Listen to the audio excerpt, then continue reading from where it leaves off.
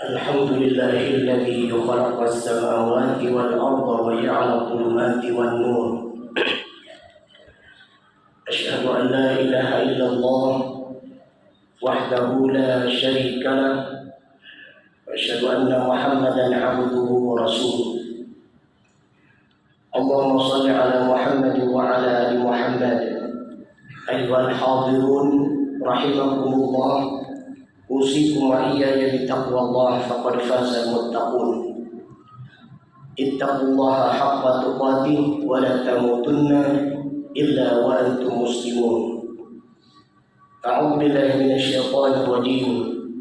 هذا من فضل ربي ليبلوني أأشكر أم أكفر. وقال Nabi sallallahu alaihi wasallam, khairun nas anfa'uhum linnas. Hadirin sidang jamaah salat Jumat yang dirahmati Allah Subhanahu wa taala. Bersyukur kita kepada Allah atas segala rahmat dan nikmat yang telah diberikan kepada kita. Salawat dan salam kepada Rasulullah junjungan alam Nabi besar Muhammad sallallahu alaihi wasallam.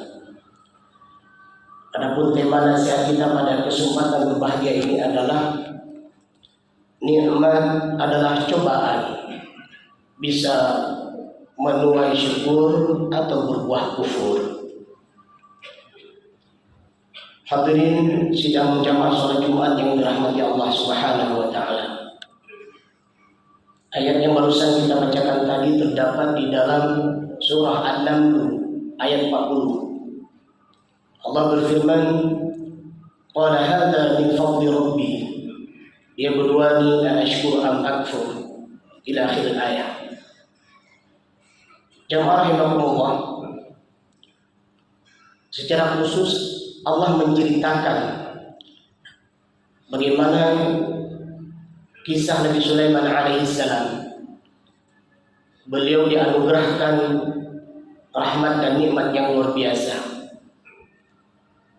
Dan bagaimana sikap beliau ketika menerima nikmat tersebut. Dan secara umum ayat ini menjadi pelajaran buat kita bagi pemimpin, agar dengan pangkat dan jabatannya menjadi orang yang bersyukur pada Allah Subhanahu wa taala. Dan bagi siapa saja yang diberikan rahmat dan nikmat, agar rahmat dan nikmat tersebut mereka bersyukur pada Allah Subhanahu wa taala. Jamaah rahimakumullah, mari kita buka beberapa ayat Al-Qur'an tentang rahmat dan nikmat yang diberikan pada Nabi Sulaiman alaihissalam. Di antaranya adalah yang pertama, Nabi Sulaiman alaihissalam mendapatkan ilham, mendapatkan bimbingan langsung dari Allah Subhanahu wa taala. Allah berfirman dalam surah Al-Anbiya ayat 39, "Fafahamnaha Sulaiman." Maka kami berikan pemahaman kepada Sulaiman. Ini nikmat yang luar biasa. Sehingga Nabi Sulaiman alaihissalam mendapatkan rahmat dan nikmat yang luar biasa dalam perjalanan hidupnya, karena langsung dibimbing oleh Allah Subhanahu wa taala. Yang kedua, Nabi Sulaiman alaihissalam bisa memahami bahasa binatang. Allah berfirman dalam surah An-Naml ayat 16, "Allimna mantiqat tayr." Ulimna mantiqat tayr. Nabi Sulaiman alaihissalam diajarkan oleh Allah untuk memahami bahasa binatang. Termasuk di antaranya, tadi adalah bahasa burung. Termasuk di antara yang lainnya adalah bahasa semut. Dalam surah An-Naml ayat 18, Allah berfirman, qala lam namli ya ayyuhan namlu udkhulu masakinakum la yahtimannakum Sulaiman wa junuduhu wa hum la yash'urun. Nabi Sulaiman alaihissalam dalam perjalanannya berhenti sejenak karena melihat semut yang sedang memerintahkan kepada teman-temannya agar masuk ke rumahnya semut supaya tidak diinjak oleh Sulaiman dan tentaranya. Yang ketiga, Nabi Sulaiman alaihissalam memiliki bala tentara terdiri dari golongan manusia, jin, dan binatang, sehingga menjadikan beliau sebagai raja yang hebat. Kemudian bagaimana dengan kendaraan Nabi Sulaiman alaihissalam? Allah berfirman di dalam surat Saba ayat 12, "Wa li Sulaiman ar-riha ghuduwwuha syahr wa rawahuha syahr." Dan kami tundukkan angin bagi Sulaiman. Jadi ternyata kendaraan beliau adalah luar biasa. Angin Allah tundukkan kepada Nabi Sulaiman alaihissalam. Siapa yang melayani beliau? Yang menjadi pelayan bagi beliau dalam membantu kegiatan-kegiatan beliau? Binatang, jin, dan manusia. Disebutkan dalam surah Shad ayat 37. Allah berfirman, "Wa syayatina kulla banna'in wa ghawwas." Allah tundukkan kepada Sulaiman jin untuk mengerjakan pekerjaan Sulaiman. Ada di antara mereka yang ahli menyelam untuk mengambil bebatuan untuk mendirikan bangunan. Ada di antara mereka yang ahli sebagai arsitektur untuk membuat bangunan. Itulah sekilas dari sekian banyak rahmat dan nikmat yang Allah anugerahkan pada Nabi Sulaiman alaihissalam. Bagaimana sifat dan sikap beliau dalam menghadapi rahmat dan nikmat tersebut? Allah sebutkan dalam surah An-Naml ayat 40 yang kita bacakan tadi. Begitu banyaknya rahmat dan nikmat yang beliau dapatkan, yang Allah anugerahkan pada beliau.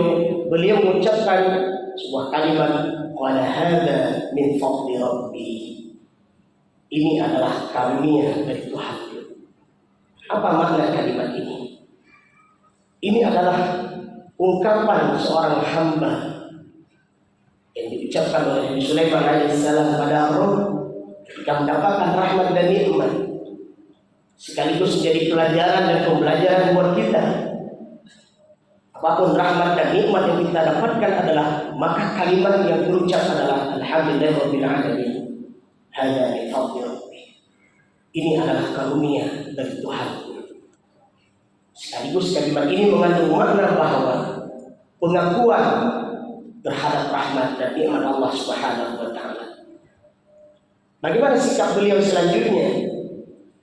Setelah beliau mengakui rahmat dan nikmat itu dari Allah Subhanahu wa taala, kalimat berikutnya adalah liyabluwani. Rahmat dan nikmat ini adalah untuk mencobaku, untuk mengujiku. Artinya apa? Ketika rahmat dan nikmat kita dapati dan kita miliki adalah berhati-hatilah terhadap amanah dan rahmat yang Allah berikan kepada kita. Perhitungkan rugi dan labanya dari rahmat dan nikmat yang kita miliki tersebut. Maka kalimat berikutnya adalah ashkuru. Apakah dengan kalimat, dengan nikmat tersebut, dengan harta, pangkat, dan jabatan yang aku miliki tersebut, ashkuru, apakah aku akan menjadi hamba yang bersyukur? Pertanyaan ini akan menyadarkan diri kita bahwa kita memaksimalkan dan mengoptimalkan semua rahmat dan nikmat yang kita miliki adalah hanya untuk bersyukur kepada Allah Subhanahu wa ta'ala. Allah telah berikan ilmu kepada kita. Bagaimana dengan ilmu tersebut? Kita semakin tawadhu, semakin sadar bahwa kita ini bodoh. Kita sadar ada yang maha mengetahui, ada yang maha alim, itu Rabb. Dengan amal yang kita lakukan, maka kita berharap agar Allah terima amal kita. Keluarga yang kita miliki, bagaimana keluarga tersebut berbuah jadi syukur. Keluarga yang beramal soleh, keluarga yang bermanfaat bagi bangsa, agama, dan negara. Harta, pangkat, dan jabatan yang kita miliki adalah bagaimana harta dan pangkat tersebut menjadikan kita bersyukur pada Allah Subhanahu wa taala. Kalimat berikutnya adalah al-akfur. Apakah dengan nikmat, rahmat yang Allah berikan kepadaku, am akfur, atau aku menjadi orang yang kufur? Di sini mengingatkan kita bahwa berhati-hatilah. Jangan sampai ilmu yang kita miliki menjadi sombong. Kita tidak tahu bahwa ilmu tersebut berasal dari Allah Subhanahu wa Ta'ala. Jangan sampai dengan amal yang kita miliki kita menganggap akulah yang paling hebat di dunia ini, amalkulah yang akan diterima oleh Rabb. Tidak seperti itu. Tidak boleh sombong. Dan dengan keluarga yang kita miliki, jangan sampai menjadi keluarga Abu Lahab, keluarga yang bermaksiat kepada Rabb. Dengan umur yang kita miliki, jangan sampai jadi sombong dengan umur, dihabiskan dan dihamburkan pada hal-hal yang tidak bermanfaat, harta, pangkat, dan jabatan. Jangan sampai menjadikan pemimpin dan mereka yang memberikan harta menyebabkan dia masuk neraka. Kenapa?